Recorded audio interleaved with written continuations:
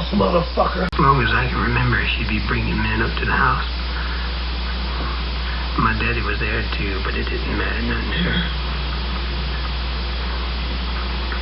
She'd make me watch it.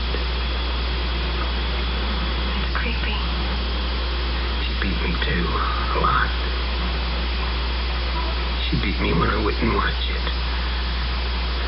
And sometimes she beat me, make me wear a dress, or watch her doing it. Then they'd laugh at me. Did you really kill your mama? I'd like to kill somebody. Yeah. I killed my mama. Don't do that, Otis. She's your sister. Real nice smile you got there. My mama was a whore. If you shoot somebody in the head with a .45 every time you kill somebody, it becomes like your fingerprint, see?